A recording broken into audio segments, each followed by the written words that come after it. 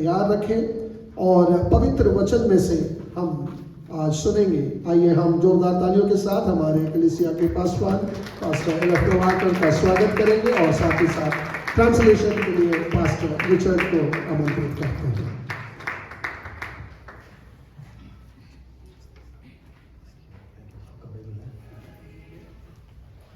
Hallelujah. Praise the Lord. Amen. Hallelujah. Praise the Lord. Hallelujah. ना आवाज नहीं आ रही. Hallelujah. Praise the Lord. Amen. So प्रभु का धन्यवाद देते हैं। वचन के पहले कुछ बातें बता दूं। कई लोग चर्च में भी कुछ लोग हैं जो कोविड पॉजिटिव हैं। कई लोगों का कोविड का लक्षण दिख रहा है। हम सबके लिए प्रार्थना करें कि परमेश्वर सबको चंगाइयां दे और हम लोग प्रार्थना करें इलेक्शंस के लिए। और 26 और 27 को उज्जैन में मीटिंग्स है। आप मुझे प्रार्थना में याद कर सकते हैं। बहुत दिन के बाद मैं जो है सुबह और शाम को दोनों टाइम प्रीच करूंगा, करीब 5-6 घंटे। तो प्रार्थना करना है कि प्रभु बल दें। और ग्राम स्टेन्स का आज डेथ एनिवर्सरी है, उनके दोनों बेटों का। हम उनके वाइफ और बेटी के लिए हम लोग प्रभु से प्रार्थना करेंगे और भारत के लिए दुआ करेंगे। जब 26 रिपब्लिक डे है, खासतौर से हम भारत के लिए प्रार्थना करें कि परमेश्वर अद्भुत कार्य करें। शायद उस दिन हम लोग एक प्रेयर मीटिंग रखेंगे जूम में, या तो फिर देखेंगे किस प्रकार से हम उसको आयोजित कर पा रहे हैं। और praise God, amen, hallelujah, praise the Lord, hallelujah, Amen. So greetings to you all in Jesus' name. और आप सबको प्रभु यीशु मसीह के नाम में नमस्कार। And we thank God that we are able to gather even on this day. और हम परमेश्वर का धन्यवाद करते हैं कि आज के दिन हम यहाँ पे एकत्रित होने पा रहे हैं। We read from the scriptures from the book of Acts chapter 2 verses 1 to 8. और हमने वचन में से प्रेरितों के काम की किताब उसका दूसरा अध्याय 1 से लेकर 8 वचन पढ़ा। And we know that passage very well. और हम इस पदों को, जो पैराग्राफ है, इसको बहुत अच्छे से जानते हैं इस पैसेज को। And but then my message is going to be fire. The title of the message is fire. और मेरे जो संदेश का शीर्षक है वो अग्नि है, आग है। And then when we read Luke chapter 12 and verse 49. और जब आप लूका की किताब उसका 12वां अध्याय और उसका 49वां अध्याय पढ़ते हैं, Jesus is telling, I came to send fire on the earth, and how I wish it were already kindled. और यीशु मसीह ने कहा कि इस पृथ्वी पर मैं आग लगाने आया और मैं चाहता हूं कि आग अब लग जाए। Okay, so Jesus says, I have come to pour out fire. और यीशु मसीह कहता है कि मैं आग उंडेलने आया हूं। And we know in Matthew 3 and verse 11. और हम मत्ती उसके 3:11 में पढ़ते हैं, John the Baptist said, और जो यूहन्ना बपतिस्मा देने वाला कहता I है, indeed baptize with water, but there is one who is going to come after me, who is greater than me, and he will baptize you with the Holy Spirit and fire. और मैं तो पानी से तुम्हें मन फिराव का बपतिस्मा देता हूं, परंतु जो मेरे बाद आने वाला वो मुझसे शक्तिशाली, मैं उसकी जूती उठाने के योग्य नहीं, वो तुम्हें पवित्र आत्मा और आग से बपतिस्मा देगा। So we need to be filled with the Holy Spirit and the fire. और हमें चाहिए कि हम पवित्र आत्मा से और आग से भर जाएं। May the Lord pour out His fire upon us as individuals and as a church. और परमेश्वर हम पर अपनी अग्नि को उंडेले व्यक्तिगत रीति से और कलीसियाई रीति से। So we can say Luke 12:49 and Matthew 3:11, they got fulfilled on the day of Pentecost. और हम कह सकते हैं लूका जो 11:49 है और मत्ती 3:11 वो पेंटिकोस्ट के दिन पूरा हो गया। Means both the verses which I quoted, Luke 12:49 and now Matthew 3 and verse 11. और लूका 12:49 और मत्ती 3:11 जो हमने दो वचन बताए वो दोनों पूरे हुए। Okay, so on the day of Pentecost they were filled with the Holy Spirit. We know the cloven tongues of fire resting upon every one of them. और हम जानते हैं पेंटिकोस्ट के दिन वो सब पवित्र आत्मा से भर गए और आग की सी फटती हुई जीभें उनके ऊपर पे आके ठहर गई। Today we also need to desire that God would do a similar thing in our midst, in our nations, in the coming days. और हम ये भी आशा करें कि परमेश्वर हमारे मध्य में, हमारे राष्ट्र में आने वाले दिनों में इन बातों को करे। So as an introduction we have to understand that God Himself is a consuming fire. और प्रस्तावना के रीति से हमें इस बात को जानना, समझना है कि परमेश्वर जो है वो भस्म करने वाली आग है। We read about it in Hebrews 10:29. और इब्रानियों 10:29 में हम इसको पढ़ते हैं। And Hebrews 12:29.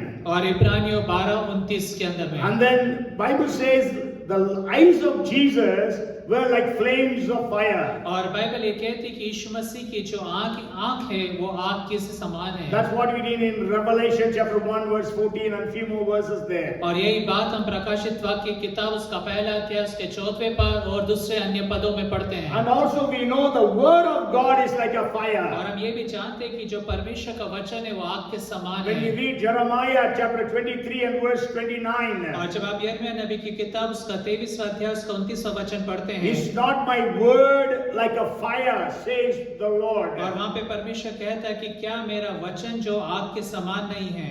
So we have to have this fire in our lives. और हमें ये आग हमारे जीवन के अंदर में चाहिए। So first I want to share with you some of the symbols of fire. What fire is meant. What the Bible means when it speaks about fire. और मैं आपको बताना चाहता हूँ कि बाइबल जब आग के विषय में कहती है तो उसका अर्थ क्या होता है। When Jesus said, I am come to pour out fire, what was Jesus meaning? और जब यीशु मसीह ने कहा कि मैं आग उंडेलने आया, इसका अर्थ क्या है? I just want to bring to your notice 4 symbols of fire in the scriptures. और मैं आपको वचन के अंदर में 4 चिन्ह बताऊंगा आग के विषय में जो दिए गए The हैं। first thing is fire purifies or cleanses. और पहली चीज है कि जो आग है वो शुद्ध करता है। When we read Malachi chapter 3 and verse 2, और जब आप मलाकी की किताब उसका 3वां अध्याय उसके दूसरे वचन को पढ़ते हैं, the latter part says, for he is like a refiner's fire. और उसका दूसरा भाग ये कहता है कि वो जो है आग की सी भट्टी जो शुद्ध करती है। Okay, and we know the very famous verse in Isaiah chapter 6. और फिर उसके बाद हम यशायाह नबी की किताब उसके 6ठे पद में भी इस बात को देखते When हैं। Isaiah had the vision of God, और जब परमेश्वर का दर्शन यशायाह नबी को मिला, he told, woe unto me, I am a man of unclean lips, and I live among the people of unclean lips. और वो कहता मुझ पर हाय क्योंकि मैं अशुद्ध होठ वाला मनुष्य और मैं अशुद्ध लोगों के बीच में रहता हूँ। Then he confessed his uncleanliness before God. और जब उसने अपनी अशुद्धता के बारे में परमेश्वर के सम्मुख में अंगीकार कर लिया, Then we read in Isaiah chapter 6 verses 6 and 7. और तब हम यशायाह उसके 6ठे अध्याय 6 और 7 वचन में पढ़ते हैं, Then one of the seraphim flew to me, having in his hand a live coal, which he had taken with the tongs from the altar, and he touched my mouth with it, and said, Behold, this has touched your lips, your iniquity is taken away, and your sin purged. और तब एक सराप हाथ में अंगारा लिए हुए जिसे उसने चिमटे से वेदी पर से उठा लिया था, मेरे पास उड़कर आया और उसने उससे मेरे मुंह को छू कर कहा, देख इसने तेरे होठों को छू लिया है, इससे तेरा अधर्म दूर हो गया और तेरे पाप क्षमा हो गए। Sure, we know the blood of Jesus actually cleanses us from all our sins. और हम जानते हैं यीशु मसीह का जो लहू हमारे सब पापों से हमें शुद्ध करता But है। here, when the angel came and touched the lips of Isaiah with the fire, with the coal's fire, और जब यहाँ पर स्वर्गदूत आकर अंगारे की वो जो आग है उससे यशायाह के होठों को छूता है, sure, Isaiah's lips would have been burnt. और यशायाह के जो होठ थे वो निश्चित रीति से जल जाते। In the olden days, और पुराने समयों के अंदर you know, में the parents, when the children do some mischief, और माँ बाप जब कभी भी बच्चे इस तरह की कोई हरकत या बदमाशी करते थे, they will heat the spoon or anything, and then they put it on the child's leg or somewhere. और वो कुछ भी चीज गरम करके या वो जो चम्मच या गरम कर वो बच्चे के पैरों पे उसको चिपका देते थे। But nowadays it is not possible. लेकिन आजकल के दिनों में ये बातें संभव नहीं है। Maybe the children will put on us. और नहीं तो क्या बच्चे आज के जमाने से कि वो हमारे कोई पलट के चिपका दे वो चीज। So we are doing. So Jesus, God sent that seraphim, one of the seraph, and he came and touched the mouth of the lips of Isaiah. और तब परमेश्वर ने एक सराप को भेजा और वो आग की जो वेदी का अंगार था उसे लेके उसने यशायाह के होठों को छू So when लिया। the fire of the Holy Spirit comes in our lives, it purges us of all our sins. और जब पवित्र आत्मा की आग हमारे जीवन में आती है तो हमारे सारे पापों से हमें शुद्ध कर देती है। It refines us, it reforms us and transforms us. और वो हमें शुद्ध करती है, हमें बदल देती है और हमें एक नया व्यक्ति बना देती है। And second thing is, और दूसरी बात वो ये है, fire is a symbol of of God's approval. और जो आग है वो परमेश्वर की ओर से जो अप्रूवल है वो उसके विषय में चिन्ह को बताता है। Means God says yes to you. और इसका अर्थ ये है कि परमेश्वर आपके लिए उन बातों में हामी भर रहा है। Okay, that means God is pleased with you. और इसका अर्थ ये है दूसरे शब्दों में कि परमेश्वर आपसे प्रसन्न है। There are so many instances in the scriptures about how God answered with और fire.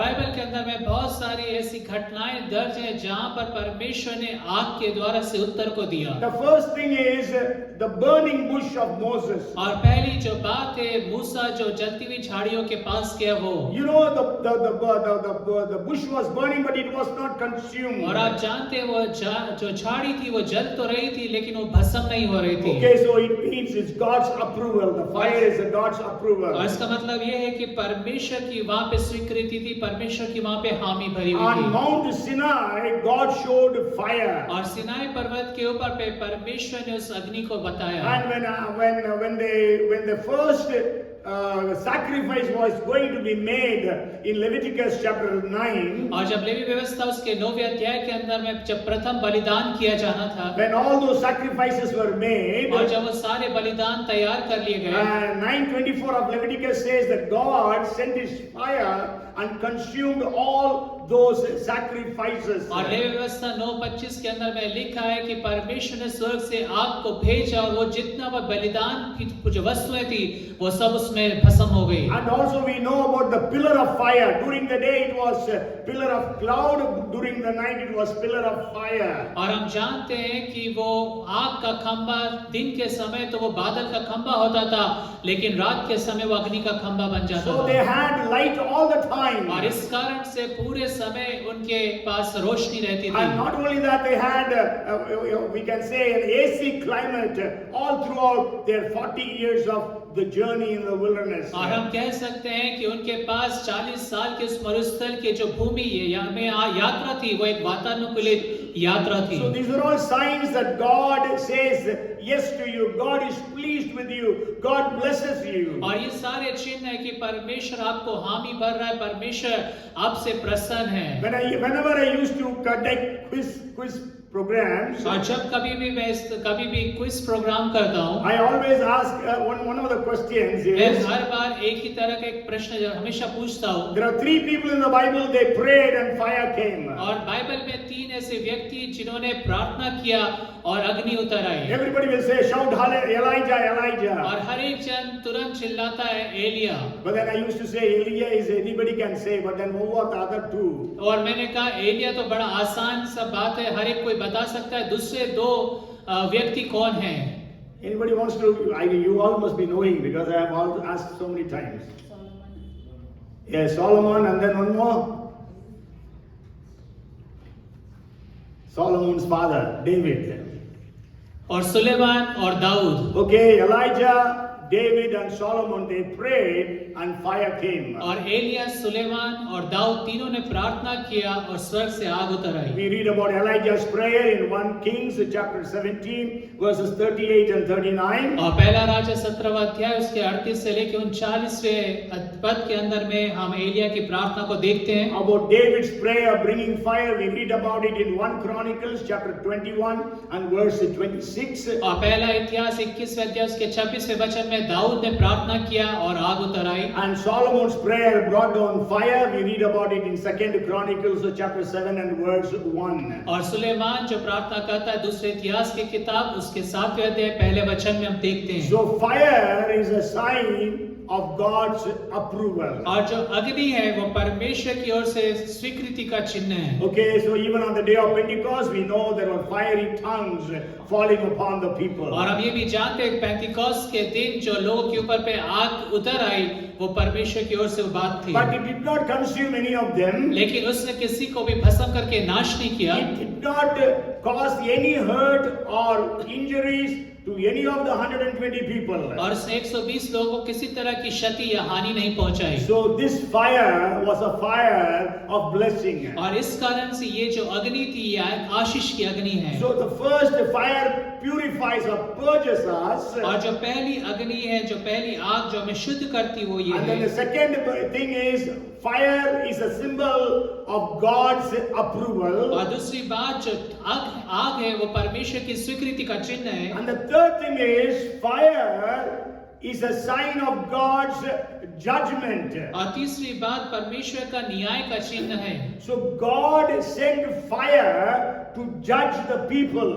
और परमेश्वर ने आग को भेजा ताकि लोगों का वो न्याय कर सके। Can some of you guess, or you want to say some of those things that happen in the scriptures, how God by fire judged the people? और क्या आप वचन के अंदर में से कुछ ऐसे घटनाओं को बता सकते हैं जहाँ पे परमेश्वर ने आग भेजने के द्वारा से लोगों के ऊपर पे न्याय को लेकर आया?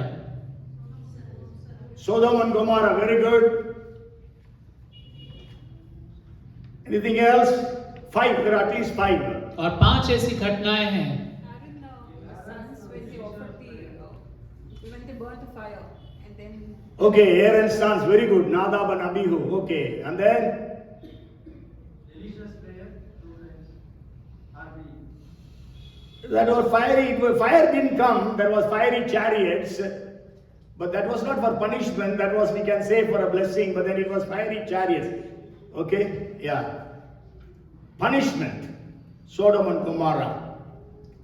Okay, so the first thing is Sodom and Gomorrah. We know when there was so much of sin in those actually 3 cities, but always we say Sodom and Gomorrah, there is one more city. So those 3 cities were burnt with the fire and sulfur because of the sins that were in that city. और हम जानते सदोम और अमोरा के विषय में कि आग और गंधक की वर्षा वहां पर हुई और वो पूरा जो शहर था पाप के कारण से नाश हो गया। And the second thing is Nadab and Abihu, they were sons of Aaron. और फिर उसके बाद दूसरी बात हम जानते हैं नादाब और अबीहू जो हारून के पुत्र थे। Tanisha could answer that, and Aaron had 4 sons. और हारून के 4 पुत्र थे। And they were priests. और वो सब याजक थे। And they should not bring any foreign fire, any fire from outside. और उन्हें जो बाहर से कोई आग लेकर नहीं ले आना था। Actually, the first fire was lit by God Himself. और देखिए जो पहली आग है परमेश्वर ने स्वयं ने उसको जलाया। But then Nadab and Abihu could not wait for God's timing. और नादाब और अबीहू परमेश्वर के समय के लिए ठहरे नहीं रहे। So then God burned them with fire. That's what we read in Leviticus chapter 10 verses 1 and 2. और यही बात हम लेवी व्यवस्था की किताब उसके 10वें अध्याय पहले और दूसरे वचन में पढ़ते हैं। And the third thing is there were some people of Israel, they were murmuring against God. और तीसरी बात हम देखते हैं कि इस्राएल के कुछ लोग थे जो परमेश्वर के विरुद्ध में कुड़कुड़ा रहे थे। We read about this in Numbers chapter 11 verses 1 to 3. और हम गिनती की किताब उसका 11वें अध्याय 1 से लेकर 3 वचन में उसे पढ़ते हैं। When we read those 3 verses, now when the people complained, it displeased the Lord, for the Lord heard it, and His anger was aroused. So the fire of the Lord burned among them and consumed some in the outskirts of the camp. और फिर लोग बुड़बुड़ाने और यहोवा के सुनते बुरा कहने लगे। अतः यहोवा ने सुना और उसका कोप भड़क उठा और यहोवा की आग उनके मध्य में जल उठी और छावनी के किनारे से भस्म करने लगी। Yes, so when we are complaining, the Bible says the Lord heard it. और जब यहाँ पे लोग बुड़बुड़ाने लगे बाइबल कहती परमेश्वर से सुना। So God's anger was aroused. और परमेश्वर का कोप भड़क उठा। And we know God consumed some of them. और हम जानते हैं परमेश्वर ने उनमें से कुछ लोगों को भस्म कर दिया। Then there were 250 leaders of Israel. और फिर उसके बाद 250 इस्राएल के अगुवे थे। They joined Korah, Dathan, Abiram and rebelled against Aaron and Moses. और वो कोरा, दातान और अबीराम के साथ मिलकर मूसा और हारून के विरुद्ध में उन्होंने बलवा किया। They all made censers, censers to show incense in the tabernacle. और उन्होंने धूप जलाने के लिए उन सब बातों को तैयार करा ताकि वो मिलाप वाले तंबू में उस धूप को जला सके। So in Numbers chapter 16 and verse 35, और गिनती की किताब उसका 16वां अध्याय उसके 35वें वचन में हम पढ़ते it हैं। says, a fire came out from the Lord and consumed the 250 men who were offering incense. और तब यहोवा के पास से आग निकली और उन 250 धूप चढ़ाने वालों को भस्म कर डाला। Okay, and then the fifth fire is और फिर पांचवी आग जो है it's a symbol of judgment, that is hellfire. और वो है न्याय की आग जो नरक की अग्नि है। Okay, so hellfire, we all know very well about hellfire. और हम सब नरक की अग्नि के विषय में अच्छे से जानते The हैं। Bible says it's a lake of और fire. बाइबल कहती है वो एक आग की झील See, in है। the New Testament, 27 times hellfire is mentioned. और नए नियम के अंदर में 27 बार नरक की अग्नि के विषय में उल्लेख किया गया है। But 15 times it was out of the mouth of Jesus. और 15 बार ये यीशु मसीह के मुंह से कहा गया है। Even John the Baptist was saying about it 4 times, he has said. और यूहन्ना बपतिस्मा देने वाला भी 4 बार इस शब्द को कहता है। And others of the other authors of the scriptures, it has been said about 15 plus 4, 19. 8 times others have given. और दूसरे लोगों ने 8 बार इस विषय में कहा। So hellfire. So there are 5 ways God judged the people with fire. 5 times. और इसमें 5 तरीके हैं जिसके द्वारा से परमेश्वर अपने लोगों का न्याय करता है। Sodom and Gomorrah, और सदोम और अमोरा, Nadab and Abihu, और नादाब और अबीहू, murmurers, और कुड़कुड़ाने वाले, 250 leaders, और 250 अगुवे, we can say 250 rebel leaders, और हम कह सकते हैं 250 बलवा करने वाले अगुवे। and then the hellfire is prepared for everyone who does not accept Jesus. और फिर साथ में नरक की अग्नि जो तैयार की गई है जो यीशु मसीह की आज्ञा को नहीं मानते। And also for Satan and his fallen angels. और साथ में शैतान और उसके साथ गिराए हुए स्वर्गदूतों के लिए। And the fourth sign of fire is, और आग का जो चौथा चिन्ह वो ये है। first it purges us of our sins. और पहली बात है कि वो हमारे सारे पापों से हमें शुद्ध करता है। Second, it is a symbol of God's approval upon our lives. और दूसरा परमेश्वर की ओर से हमारे जीवन के ऊपर पर वो अग्नि जो है स्वीकृति है। And third, it is a sign of God's judgment or punishment. और तीसरी बात है वो परमेश्वर की ओर से चिन्ह है उसके न्याय के लिए। And then the fourth is fire is powerful. और चौथी बात जो आग है वो सामर्थी है। We all know fire is powerful. और हम सब जानते हैं जो अग्नि है वो सामर्थी होती You है। know, fire is very indispensable in our life. और देखिए जो अग्नि हमारे जीवन के अंदर में बहुतायत के साथ है। We cannot cook food without fire. और देखिए हम अग्नि के बिना जो है भोजन नहीं तैयार कर सकते When हैं। Bible speaks about fire as powerful, it is actually speaking about the power of the Holy Spirit. और जब बाइबल कहती है कि जो आग है सामर्थ्य इसका मतलब पवित्र आत्मा की सामर्थ्य के विषय में वो कहती The है। early church was filled with the Holy Spirit. और प्रथम शताब्दी की जो कलीसिया थी पवित्र आत्मा से भरी हुई थी। You know, fire melts hardened substances so that they can be molded for use. और देखिए जो आग होती है वो कठोर जो भी चीजें होती है उसको वो मुलायम कर देती है और उस तरह से किसी भी ढांचे के अंदर में उसको ढाला जा सकता है। Okay, the Holy Spirit melts our stony hearts so that they can be made prepared for God's use. और पवित्र आत्मा जो है हमारे पत्थर की जो हृदय उसको वो मुलायम कर देता कोमल कर देता ताकि परमेश्वर के लिए वो इस्तेमाल किए जा You सके। know, small fire can destroy so much of forest. We heard about forest fires. और जो छोटी सी आग होती है वो पूरे जंगल में आग लगा सकती है। Okay, if you read James chapter 3, और अगर आप याकूब की पत्री उसका 3रा अध्याय पढ़ें, the 5th verse says, और 5वें पद में बाइबल कहती है, see how great a forest a little fire kindles. और वहां पे लिखा है कि किस तरह से एक छोटी अग्नि जो है पूरे जंगल में आग लगा देती है। Nowadays we hear about wildfires in some of the countries. और आज के दिनों में हम कुछ देशों के अंदर में अपने आप जो आग लग जाती जंगल के अंदर में उसके विषय में हम सुनते हैं। Sure, in India we don't have that phenomena. और भारत के अंदर में इस तरह की बातें नहीं घटित But होती in है, some of the Western countries we hear about it. लेकिन कुछ पश्चिमी देशों के अंदर में हम इसके विषय में पढ़ते हैं। I was just looking through and I found in Australia in 2019 to 2020 means that they were not able to extinguish the fire for almost more than a year. और हम देखते हैं ऑस्ट्रेलिया के अंदर में कि 2019 से लेके 20 तक लगभग वो आग जलती रही, 1 साल तक उस आग को बुझा ना सके। And you know how many square kilometers it burnt? और आप आपको पता है कितने स्क्वायर किलोमीटर उसने जला दिया? 1,80,000 square kilometers of forest were destroyed by that small fire. और 1,80,000 स्क्वायर किलोमीटर का जो एरिया था उस आग ने उस जंगल को जला दिया। In Russia, 2 lakh square kilometers of forest were burned in 2021. That is last year. और रशिया के अंदर में 2022 वर्ष के अंदर में जो है 2 लाख के स्क्वायर किलोमीटर करीब जो जंगल का जो क्षेत्र था वो जल गया। In one state, California in the United States, और एक स्टेट कैलिफोर्निया के अंदर में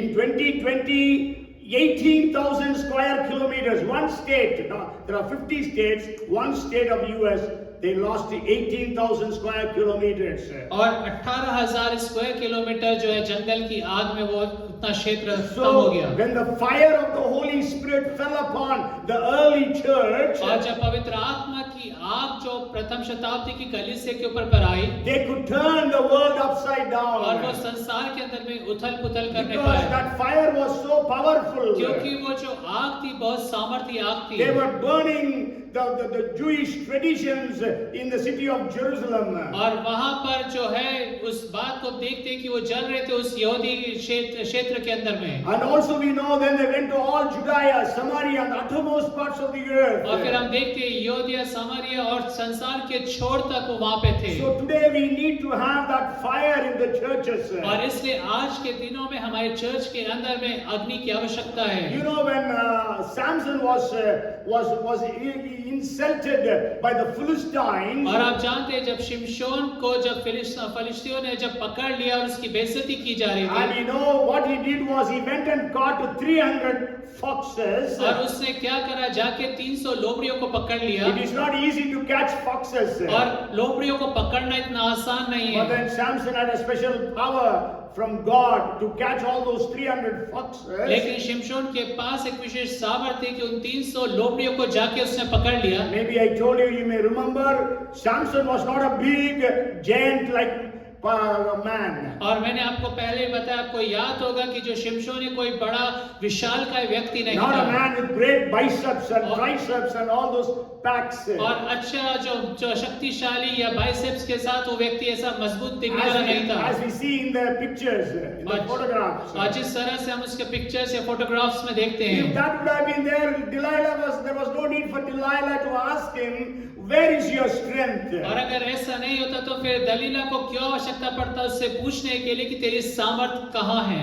He was just an ordinary man like you and me. और वो एक साधारण सा व्यक्ति था, मेरे और आपके समान। Sure, we will know it when we go to heaven. What was his height and what was his biceps and what was his triceps. और जब हम स्वर्ग जाएंगे तब हमें पता चलेगा कि वो कितना उसका जो शरीर है वो किस तरह का था। So what he did was he caught 300 foxes, joined 2 foxes together and put a torch in between and sent into the enemy's vegetation or the crops. और फिर हम पढ़ते हैं उसके विषय में कि वो 2 लोमड़ियों को बांध देता और उनके बीच में मशाल को लगाकर उन्हें पलिश्तियों के खेतों के अंदर में छोड़ And you देता know है। it destroyed all those land, all those crops. और हम जानते हैं कि उनकी सारी जो फसल है वो नाश हो जाती है। Okay, so fire is powerful. और इसलिए जो आग है वो सामर्थी है। So today my question is, what is our condition? और आज मेरा प्रश्न ये है कि हमारी परिस्थिति क्या है। Today I want to share with you,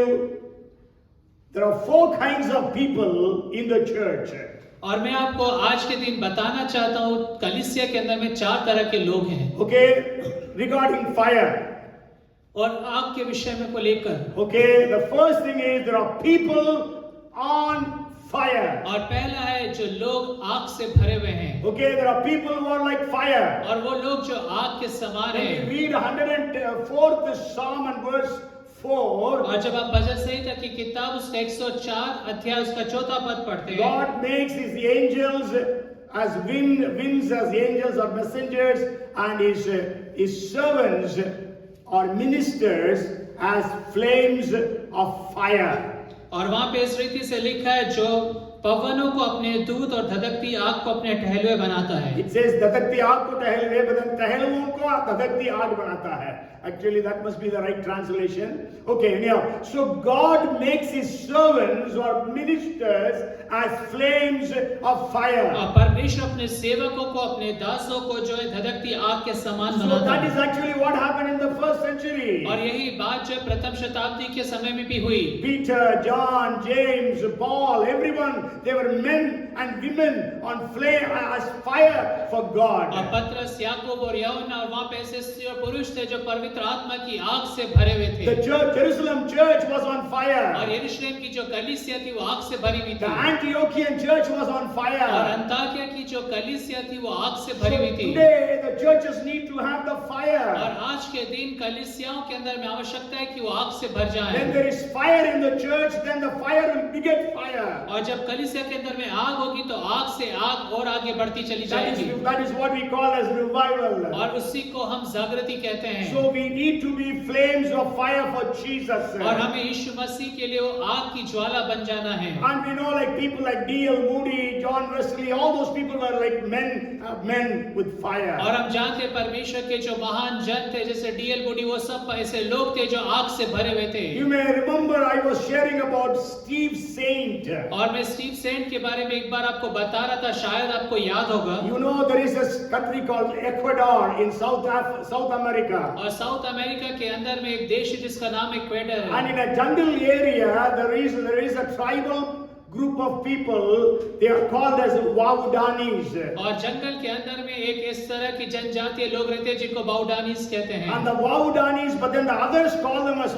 Okos. और दूसरे लोगों को अकोस करके पुकारते हैं। The others means foreigners call them, they call themselves Waudanis, but then they are called as Okos, and in their language, Okos means naked savages. और अकोस का मतलब यह होता है जो भारी लोग उनको पुकारते हैं, वो मतलब है कि इसे नग्न इस तरह के जो लोग हैं जो दूसरों को खा जाएं। Okay, so they used to kill every foreigner who comes into their territory. और कोई भी विदेशी जो व्यक्ति उनके क्षेत्र में प्रवेश करता था उसको वो मार डालते थे। And there was a group of young men, 5 of them, all young men in their 30s, they had a burden to reach out to these Waudanis. और ऐसे 5 जवान लोग थे जो परमेश्वर के लिए वहां पे जाना चाहते थे उन बाउडानिस के बीच में। You know, because the Bible says the gospel must be preached to all nations as a testimony, then the end will come. और जैसे बाइबल कहती कि गवाही के रूप में परमेश्वर का वचन सारी जातियों में सुनाया जाएगा,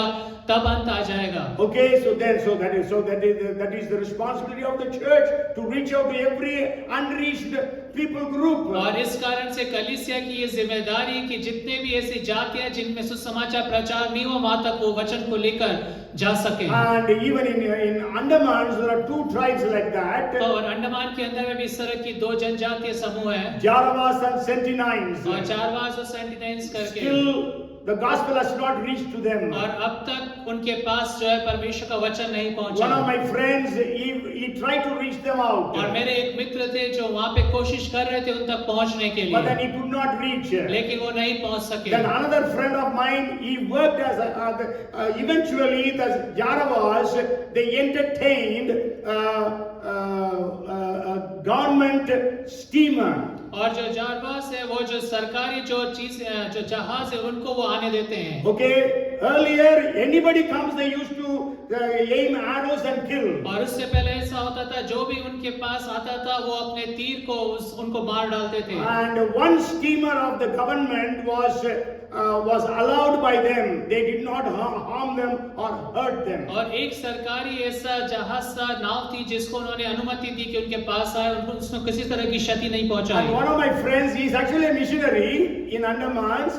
He became a cleaner in that steamer so that he could go and reach out to these Jaravas. और मेरे एक मित्र थे जो मिशनरी से इस जाति समूह के अंदर में वो इस स्टीमर के अंदर में एक सफाई कर्मचारी करके बन गए ताकि वहां तक उनके पास पहुंच सके। And he had those days we used to have Walkman, you remember? Small tape recorder. He used to tie it around his waist so that no officer will know, and he used to record the things of their speeches and everything. और उस समय के दौरान जो छोटे Walkman होते हैं जिसमें से रिकॉर्ड कर सकते, वो उसको छुपा के वहां पे लेके जाते थे ताकि उनकी भाषाओं को समझ But सके। anyhow, though he tried to share the gospel with them, he could not have a breakthrough. और उन्होंने कोशिश करा लेकिन वो कर उसमें इतने कामयाब नहीं हो So पाए। then he left Andamans and he came. He's from Tamil Nadu, but then he came. He was in Rajasthan. And now he is in some place in Rajasthan. I don't know where he is exactly. और वो फिर वापस लौट आए तमिलनाडु में और राजस्थान में किसी स्थान में, मुझे नहीं पता। But then this Vavudani is in 1956, 5 young men went और 1956 के अंदर में वाउडोनीज के बीच के अंदर में 5 ये जवान व्यक्ति गए। To make the story short, all the 5 of them were killed. They were speared to death. और कहानी को छोटा करते हुए ये जो पांचों की पांचों लोग हैं इनको मार डाला गया। But then eventually one of his name Nate Saint, his son Steve Saint, he had a burden. His auntie and another lady, one of the people who was killed, his wife, they went and reached out to these Wavudanis. और फिर ऐसा हुआ कि एक वहां पे जो व्यक्ति गया था जिसका नाम सेंट था, उसका जो बेटा है स्टीव सेंट, और जो और भी जो लोग थे जो मारे गए थे, उनके जो रिश्तेदार हैं उस स्थान में गए ताकि उस सेवा को कर सके। And today I want to tell you 100% Wavudanis believe in Jesus Christ. और आज मैं आपको बताना चाहता हूं कि आज पूरे 100% लोग वहां पर जो है यीशु मसीह पर विश्वास करते हैं। हम परमेश्वर के लिए ताली को बजाएं। And they had no script, but then this Steve Saint's aunt, she prepared the script for them. और उनके लिए कोई लिपि नहीं है, लेकिन इनकी जो स्टीव की जो आंट है उन्होंने उस सबको तैयार किया। And I want to tell you, Steve Saint, he has taught them how to extract truth amongst themselves, how they can do it. और स्टीव सेंट ने उनको सिखाया कि आपस में कैसे वो दांतों को उखाड़ सकते And हैं। Steve Saint has taught them how to make an aeroplane. और स्टीव सेंट ने उन्हें सिखाया कि किस तरह से एक हवाई जहाज को बनाएं। Hallelujah. And I have met the Steve Saint. I have talked to him और in मैं- Andaman, और in Amsterdam. और एम्स्टर्डम के अंदर में मैं स्टीव सेंट से मिला, उनसे बात भी किया। And I also met the 2 men. Actually, the father who killed the Steve Saint's father, he also came. और मैंने उस व्यक्ति से भी मिला जिसने स्टीव सेंट के जो पिता उनकी हत्या किया था। Now, Steve Saint calls his father's murderer as father. और स्टीव सेंट अब जो उसके पिता के हत्यारे हैं उसको वो पिता करके पुकारता है। And Steve Saint's children call the grandfather's murderer as grandfather. और स्टीव सेंट के जो बच्चे इस जो उनके दादा का हत्यारा था उसको अब वो दादा कह के पुकारते That is हैं। the power of the gospel. और ये सुसमाचार की सामर्थ है। And the church was on fire. Steve Saint and his family was on fire. और स्टीव सेंट और जो चर्च था वो आग से भरा हुआ था। And so today we need to be people on fire. और आज के दिनों में हमें ऐसे लोग होना है जो आग से भरे So हुए the हैं। first group that is in the church is people with fire. और पहले जो किस्म के लोग चर्च के अंदर में वैसे लोग हैं जो आग से भरे हुए And the हैं। second group is, और जो दूसरे तरह के जो झुंड है वो ये है। Jesus told in Revelation chapter 3 and verse 16, और यीशु मसीह ने प्रकाशित वाक्य की किताब chapter 3 and verse और 16, तीसरा अध्याय उसके 16वें वचन में कहा, when he was talking to the church of Laodicea, जब वो लौदीकिया की कलीसिया से बात कर रहा था, Jesus said, "You are neither hot nor cold, but you are lukewarm, so I will vomit you from my mouth." और इसलिए कि तू गुनगुना है और ना ठंडा है और ना गर्म, मैं तुझे अपने मुंह में से उगलने पर हूँ। Okay, so maybe today many church members are in this condition. हो सकता है कि आज के दिन कलीसिया और बहुत सारे कलीसिया के जो लोग हैं ऐसी परिस्थिति के अंदर में होंगे। We don't have fire in the church. हमारी कलीसिया के अंदर में आग नहीं है। You know, I told an illustration. और मैंने आपको एक इस तरह की दृष्टांत को बताया। Many years back there was a fire in one of the churches in London. और कई सालों पहले लंदन के अंदर में एक स्थान में आग लग गई And in a church. और कलीसिया के अंदर में। So all the neighbors also came to quench the fire. और सारे जितने आस पड़ोस के लोग थे वो भी उस आग को बुझाने के लिए आ गए। There was one neighbor by name John, और वहां पर एक पड़ोसी था जिसका नाम जॉन था, and he also came to douse the और fire. वो भी आग बुझाने के लिए वहां पर आया। Then the pastor told John, और फिर पास्टर ने जॉन से कहा, John, I have never seen you in the church. और जॉन से पास्टर ने कहा कि मैंने तुम्हें कभी भी चर्च के अंदर में नहीं देखा। John said, और जॉन ने इस तरह से उत्तर दिया Pastor, I have never seen fire in your church. कि पास्टर मैंने कभी भी आपकी चर्च के अंदर में आग को नहीं देखा। Today are we lukewarm? और आज के दिन हम गुनगुने हैं। Are we on fire for God? क्या हम परमेश्वर के लिए आग से भरे So हुए the हैं? first group is people on और fire. पहले किस्म के जो लोग हैं वो आग से भरे हुए हैं, Churches on fire. और कलीसियां आग से भरी हुई The है। second group is lukewarm. और जो दूसरे किस्म के लोग हैं वो गुनगुने The हैं, members are lukewarm. और जो सदस्य हैं वो गुनगुने हैं, Churches are और lukewarm. कलीसियां गुनगुनी हैं। Is it that we are in this situation? और क्या हम इस तरह की परिस्थिति में हैं? And the third thing is और तीसरी बात वो ये है, the strange fire. और वो है अनोखी आग। Strange means maybe we will read Leviticus chapter 10 verses 1 and 2. और लेवी व्यवस्था की किताब उसका 10वां अध्याय उसका 1 और 2 वचन हम पढ़ेंगे। Profane fire, it says in one version, in KJV, and in KJV it is strange. Okay, it says, then Nadab and Abihu, the sons of Aaron, each took his censer and put fire in it, put incense on it, and offered profane fire before the Lord. और तब नादाब और अबीहू नामक हारून के 2 पुत्रों ने अपना अपना धूपदान लिया और उनमें आग भरी और उसमें धूप डालकर उस ऊपरी आग को जिसकी आज्ञा यहोवा ने नहीं दी थी यहोवा के सम्मुख अर्पित किया। It says upri aag, na? Yes. Okay. Okay, it is, we can say profane, a strange fire, a cursed fire, we can say. और हम कह सकते हैं कि दूसरे शब्दों में एक श्रापित आग।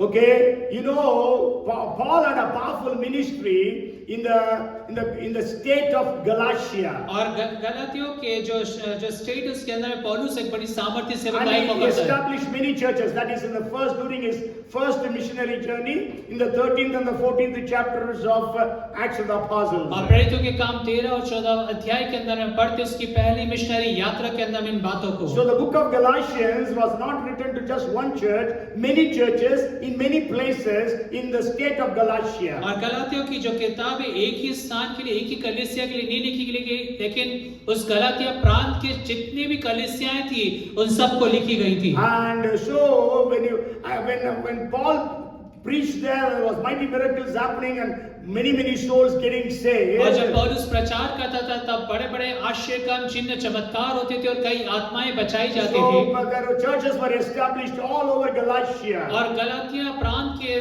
सारे स्थानों के अंदर में कलीसियाएं स्थापित होने But लगी। after Paul left that place, लेकिन जब पौलुस उस स्थान को छोड़कर चला जाता है, some of the Jewish Christians went there. और कुछ लोग ऐसे यहूदी जो मसीह हो जाते हैं वो वहां पर आते हैं, And they said, you should be circumcised. और वो कहने लगते हैं कि तुम्हें खतना करवाना चाहिए। And so so that's what we can say, profane doctrines, wrong doctrines we can say, or strange doctrines.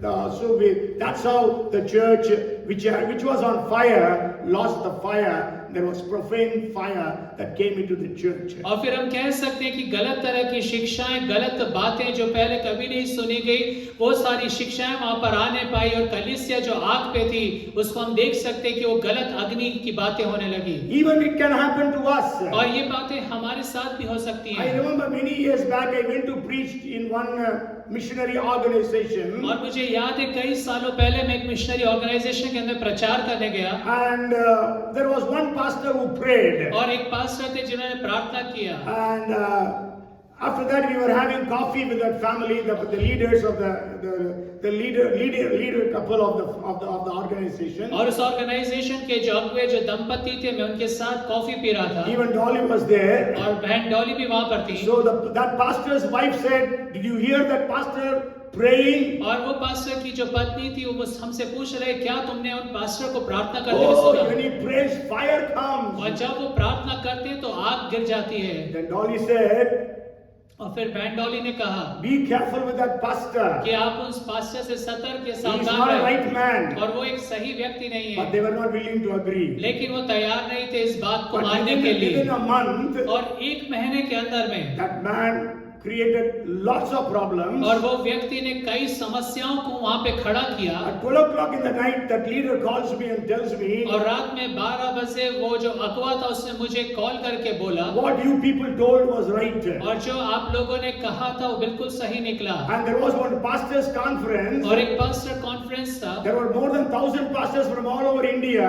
Bharat से करीब 1000 पास्टर वहां पे एकत्रित थे And in that pastors' conference, this pastor who was told to be having fire, और ये pastor जिसके विषय में कहा गया था कि आग उतर आती प्रार्थना करते वक्त he was giving a pamphlet और वो वहां पे पैम्पलेट्स को बांट रहे थे accusing the leader of that organization. और उसी ऑर्गेनाइजेशन के अगुवे के विषय में दोषारोपण करते हुए So it can happen in our midst also. और ये बातें हमारे मध्य में भी घट सकती है Strange fire. और एक अलग टाइप की जो आग है So first people who have fire, the first group. और जो पहले किस्म के लोग हैं वो हैं जो आग से भरे हुए हैं Second is a group of people who are lukewarm. और दूसरे किस्म के लोग वो हैं जो गुनगुने हैं But then the third group is people, they seem to have fire, but it is a foreign fire, strange fire. और तीसरे किस्म के लोग वो हैं जो उनको लगता तो है जिनके अंदर में आग है लेकिन वो ऊपरी आग है और झूठी आग हम कह सकते हैं That fire cannot bring blessings, but though that fire brings problems. और वो जो आग है वो आशीषें नहीं लेकर आती लेकिन वो समस्याओं को लेकर आती है Nadab and Abihu, that fire did not bring blessings, but it brought curse or judgment upon them. और नादाब और अबीहू की जो अग्नि थी वो आशीषों को लेकर नहीं आई लेकिन परमेश्वर का न्याय लेकर And I then the fourth group is और फिर चौथे झुंड जो किस्म के लोग हैं people who lost the fire. और वो लोग जिन्होंने उस आग को खो दिया They had fire once upon a time. और एक समय था जब उनके पास वो आग थी But today there is no fire in their lives. लेकिन आज के दिन में उनके जीवन में कोई आग नहीं I है told you there are 3 men who prayed and brought fire. मैंने आपको बताया 3 ऐसे लोग जिन्होंने प्रार्थना किया और आग उतर आई And one is Solomon. और एक सुलेमान है And we know Solomon was a man with fire. और हम जानते हैं सुलेमान एक ऐसा व्यक्ति था जो आग से भरा हुआ था You know, there are 7 people in the Bible who were named before their birth. और देखिए बाइबल के अंदर में 7 लोग ऐसे हैं जिनके जन्म से पहले उनके नाम के विषय में बताया गया था Okay, 5 of them actually are named by God. और 5 का जो नाम परमेश्वर ने पहले से बता दिया था And then 2 of them actually, it was not before their birth. One was Josiah, another was Cyrus.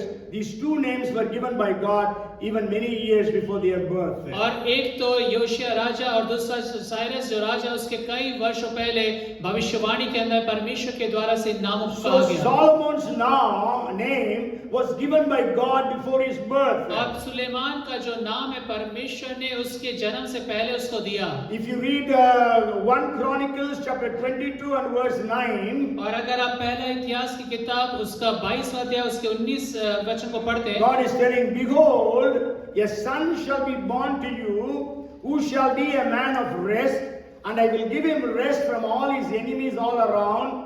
His name shall be Solomon, for I will give peace and quietness to Israel in his days." 1 Chronicles 22 and verse 9. और वहां पे लिखा है Is it okay? 9? नहीं ठीक है देख तुझसे एक पुत्र उत्पन्न होगा, Yeah. तू शांत पुरुष होगा और मैं उसको चारों ओर के शत्रुओं से शांति दूंगा, उसका नाम सुलेमान होगा। Yes, so God named Solomon. और परमेश्वर ने उसका नाम सुलेमान And रखा। not only that, there were 19 sons of David. और ना सिर्फ इतने, लेकिन दाऊद के 19 पुत्र थे And out of 19 sons, Solomon was made the king. और 19 पुत्रों में से सिर्फ सुलेमान को राजा बनाया गया। And third thing is, Solomon received wisdom from और God. तीसरी बात हम यहाँ पे देखते हैं कि सुलेमान परमेश्वर की ओर से बुद्धि को पाता है। The fourth thing is, Solomon built the temple, the grand temple for और God. चौथी बात, जो सुलेमान परमेश्वर के लिए एक भव्य मंदिर को बनाता है। And on dedicating the temple, when he prayed, fire came upon that temple. और जब उस मंदिर को वो समर्पण कर रहा था, उस समर्पण वाले समय में परमेश्वर की ओर से आग उतर आती है। And then he wrote the books of the और Bible. उसके बाद वो बाइबल की किताबों में भी लिखता है। When we read 1 Kings chapter 4 verse 32, और जब पहला राजा की किताब उसका चौथा अध्याय उसके 32वें वचन को पढ़ते it हैं, says he spoke 3,000 proverbs and his songs were 1,005. और यहाँ पे देखते हैं कि उसने 3000 इस तरह के नीति वचन और 1000 जो 5 इस तरह की बातें उसने लिखी। Okay, so he was a man who wrote, sure, all those things are not there. We have got about maybe 560 proverbs in the book of Proverbs. और नीति वचन की किताब में करीब 516 नीति वचन हम देखते हैं। And also about out of the 1005 songs, there is only one song. No, maybe we can say even 122nd psalm is also, 27th psalm is also written by him. Song of Solomon, 127th psalm, they were written by him. और सुलेमान के जो हम देखते हैं श्रेष्ठ गीत और 127वां भजन, वो भी सुलेमान के द्वारा से लिखा गया। Okay, but he had all these blessings, और उसके पास ये सारी आशीषें थी, but he lost that fire. लेकिन उसने उस आग को खो दिया। In the 11th chapter of 1 Kings, you go home and read, he lost that fire because he got married to so many women, and those women took him away from God, and he began to worship idols. और पहला राजा की किताब उसके 11वें अध्याय में आप घर जाके पढ़े कि उसने कई स्त्रियां बिहा ली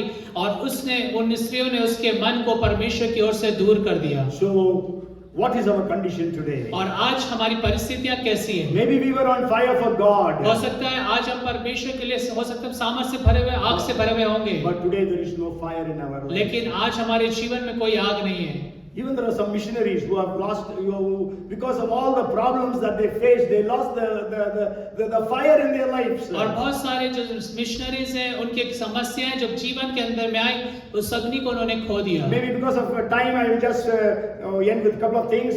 One is I actually wanted to share some more things.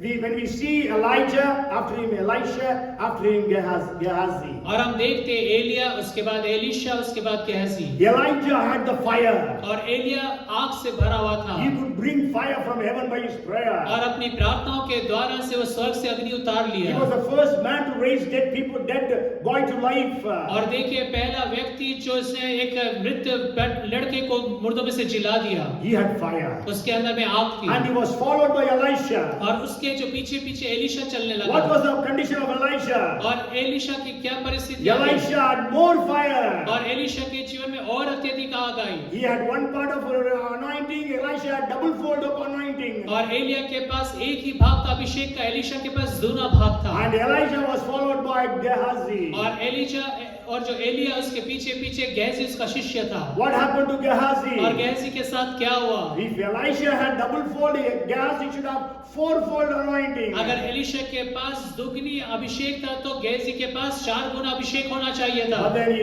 lost that fire. लेकिन उसने उस आग को खो दिया He became a leper. और वो कोढ़ी बन गया। Today many churches are like this. आज के दिनों में बहुत सारी कलीसियाएं ऐसी हैं। Maybe first generation they are on fire. हो सकता है कि जो पहला वंश है वो आग से भरा हुआ हो। Second generation maybe they have more fire. और दूसरा वंश आते आते हो सकता है और अत्यधिक वो आग से भर But जाए। on the third generation nothing was there with them. लेकिन तीसरे वंश आते आते वहां पर कुछ भी नहीं बचता है। Okay. So what is our condition today? और इसलिए आज हमारी कैसी परिस्थितियां The हैं? last point I want to share. और अंतिम बात जो मैं आपको बताना चाहता हूँ, Where we get this fire, और कहां से इस अग्नि को हम प्राप्त करते हैं, or where, which is the place to make this fire? और कौन सा स्थान है जहां पर हम इस आग को बनाते हैं? There is only one place. और सिर्फ एक ही स्थान है, That is prayer. और वो है प्रार्थना।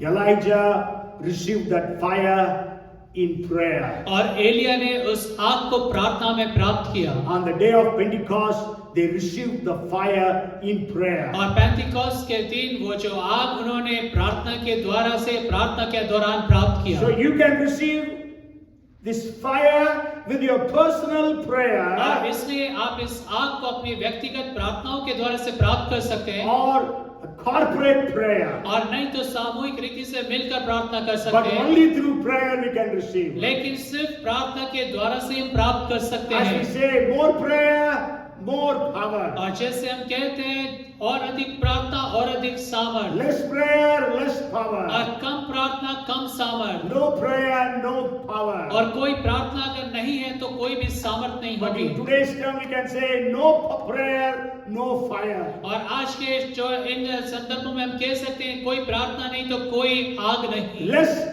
prayer, less fire. और कम जो प्रार्थना है तो कम अग्नि होगी, More prayer, more fire. और जितना अत्यधिक आप प्रार्थना करेंगे उतना अधिक आग आएगी। Let's pray that God, Jesus who said, I have come to pour out fire, how much I desire, it is already kindled. और यीशु मसीह कहता मैं इस पृथ्वी पर आग उंडेलने आया और मैं चाहता हूँ कि ये आग अभी लग जाए। Okay, so let that fire be poured upon us. और होने दे कि ये जो आग है हमारे ऊपर पर उंडेली जा सके। When are we going to see that fire in our church?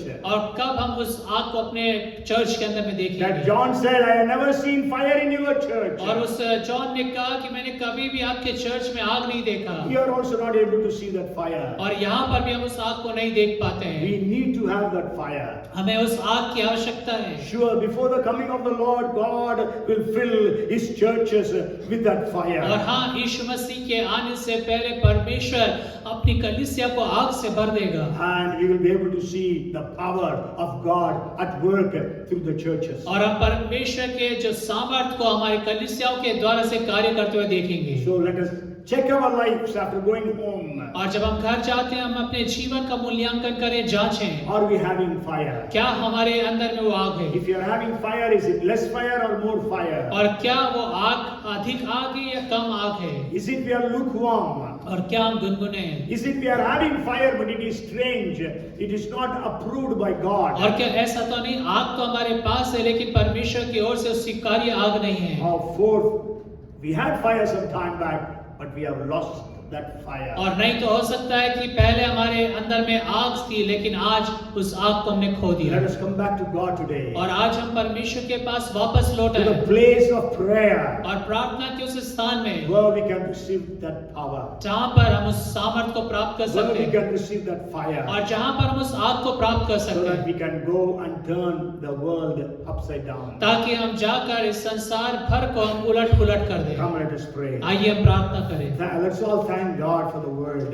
और हम परमेश्वर का धन्यवाद करें उसके वचन के लिए, Let's also confess our shortcomings, our sins. और हम अपनी जो कमजोरियां, हमारे जो कमियां घटियां हैं, हमारे पाप है, उसके लिए भी हम परमेश्वर के सामने Let मांग the लें fire consume all those unwanted things from our lives. और हमारे जीवन में अनचाही सारी बातों को वो आग जो है भस्म कर डाले। Father, in the name of Jesus, पिता यीशु के नाम में, God who gives us the fire. परमेश्वर जो आग हमें देता है, Jesus, you promise you will give us fire. यीशु मसीह आपने कहा आप हमें आग देंगे। Bible says that you will come and baptize us with Bible fire. कहती है आप आकर हमें आग का बपतिस्मा देंगे Baptize us with the fire. और हमें उस आग के बपतिस्मे को Pour दीजिए out your fire upon our lives, upon our church. और हमारे जीवन पर, हमारी कलीसिया के ऊपर पे उस आग को आप उंडेल Let दीजिए this church catch fire और ये जो कलीसिया है उस आग को पकड़ ले in the name of Yeshu Jesus. मसीह के नाम में। God, you move amongst us, we pray. और परमेश्वर हम प्रार्थना करते हैं आप हमारे मध्य में चले और फिरे। Every lukewarmness in the church be destroyed in the name of Jesus. और हर एक गुनगुना जो पन हमारे मध्य में पाया जाता है यीशु मसीह के नाम में वो सब खत्म हो जाए। Let every one of us be on fire, we pray. और हम प्रार्थना करते हैं कि हम में से हर एक जन उस आग से भर जाने We पाए। glorify you and honor you and exalt you. हम आपको आदर देते हैं, महिमा देते हैं, आपके नाम को हम ऊंचा उठाते हैं। In Jesus' name we pray. यीशु मसीह के नाम में हम प्रार्थना को Let मांगते us हैं all shout. और हर एक जन चिल्लाए Amen. आमीन, Amen. आमीन। Amen. Now the grace of our Lord Jesus Christ, the love of our Heavenly Father,